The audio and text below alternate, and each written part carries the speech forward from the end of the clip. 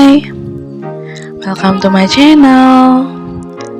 Jangan lupa subscribe dan klik tombol loncengnya.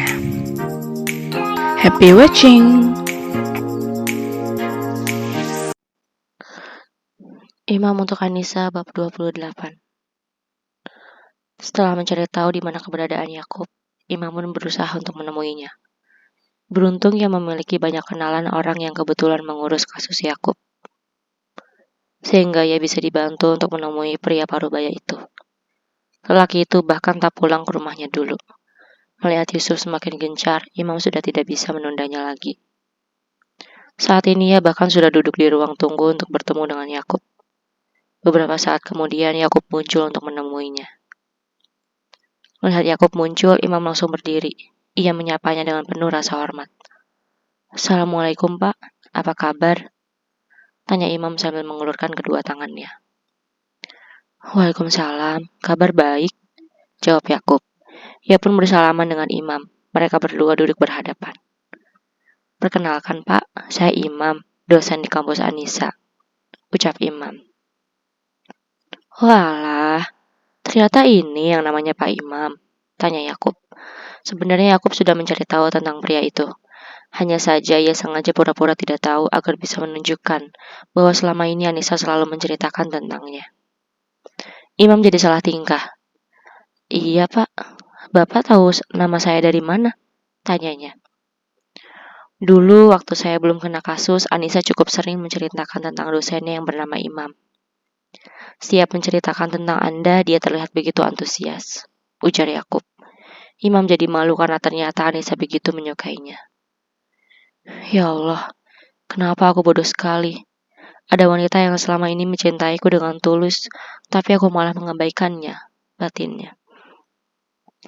"Jadi ada perlu apa Pak Imam datang ke sini?" tanya Yakub.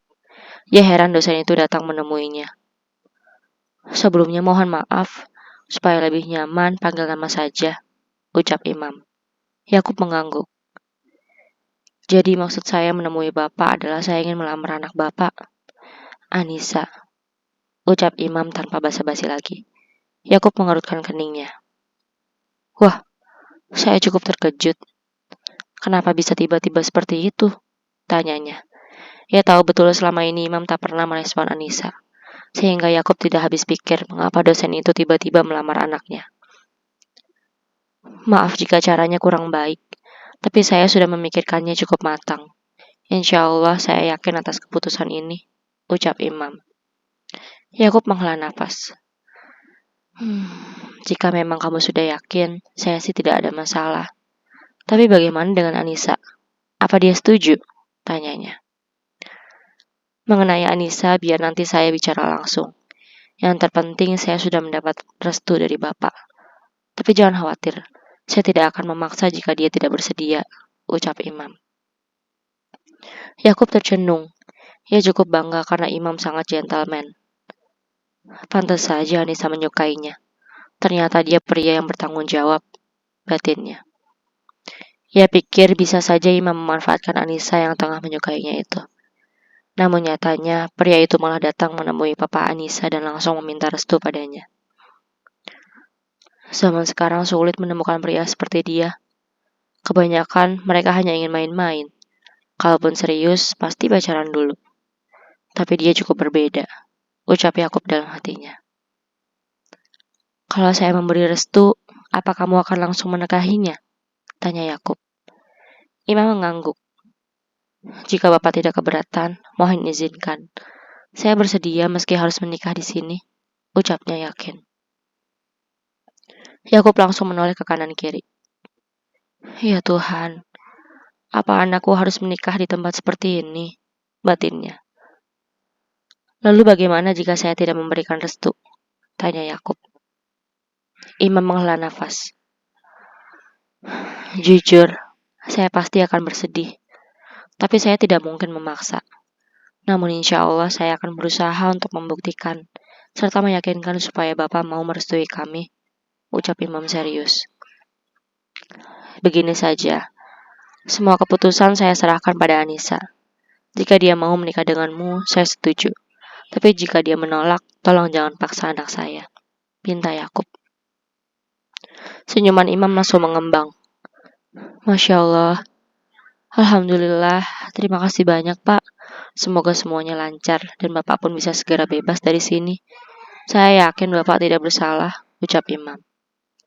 Yakub sendiri merasa ada baiknya jika Anissa menikah dengan Imam. Setidaknya, kalaupun ia tak bisa bebas dari hukuman tersebut, setidaknya sudah ada orang yang bertanggung jawab atas anaknya itu. Tapi saya mohon, jangan pernah sakiti Anissa ya, pinta Yakub. Saya akan berusaha sebaik mungkin untuk menjaga perasaan Anissa. Lagi pula, saya tulus mencintainya, Pak. Jadi tidak mungkin tega menyakiti Anissa. Apa yang dia rasakan, pasti saya ikut merasakannya juga. Tapi sebagai manusia, saya tidak boleh takabur. Sekeras apapun saya berusaha. Jika nantinya ternyata Anissa sakit hati tanpa disengaja, saya mohon maaf, ucap Imam. Ia tak ingin terlalu sesumbar. Iya, yang penting kamu sudah berusaha sebaik mungkin, ucap Yakub.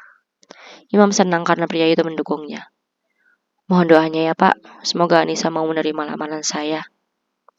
Jika dia sudah setuju, saya akan datang lagi untuk memberitahu Bapak, ujar Imam. Yakub mengangguk. Setelah itu Imam pamit dan meninggalkan tempat tersebut. Alhamdulillah, aku sudah maju satu langkah. Tinggal tembakan terakhir. Semoga dia tidak menolakku, gumam Imam. Ia begitu bersemangat karena sudah mendapat restu dari Yakub. Sekarang aku harus cari tahu ukuran cincinnya dulu, gumam Imam. Ia pun bergegas pulang ke rumahnya untuk menemui Anissa. Setibanya di rumah, gadis itu baru saja selesai masak. Gimana caranya aku cari tahu ukuran cincinnya ya? Gumam Imam sambil menatap Anissa yang sedang sibuk di dapur. Udah pulang, Mam? Tanya Lucy. Imam pun terperanjat. Ibu. Iya, Alhamdulillah, jawabnya. Ia sangat kaget mendengar suara ibunya itu. Imam pun salah tingkah karena takut Anissa sadar sedang diperhatikan olehnya. Ya udah mandi dulu sana, habis itu makan, ucap Lucy. Iya, Bu, jawab Imam. Ia pun masuk ke kamarnya tanpa menyapa Anissa. Kemudian mandi dan bergabung dengan ibunya di meja makan. Anissa mana, Bu? Tanya Imam saat ia tak melihat gadis itu di meja makan. Lagi sholat maghrib. Kamu sudah sholat? Lucy balik bertanya. Sudah, Bu. Tadi selesai mandi langsung sholat, jawab Imam. Kamu kok pulang-pulang langsung nanya Anissa? Kenapa? Tanya Lucy lagi. Imam langsung salah tingkah. Ya, kan biasanya makan bertiga, Bu. Jadi aneh aja kalau dia nggak ada di sini, sahut Imam. Oh, kirain kangen, sindir Lucy. Maksud ibu? Imam tidak menyangka ibu dapat mengetahui perasaannya. Mam, ibu ini orang yang sudah melahirkan kamu. Jadi kamu gak perlu kaget kalau ibu tahu apa yang ada di pikiran kamu, ujar Lucy. Jadi maksudnya ibu tahu kalau sekarang aku... Tanya Imam ragu. Ya tahulah, bukan cuma sekarang, tapi dari dulu, sahut Lucy. Ia paham apa yang dimaksud oleh anaknya itu.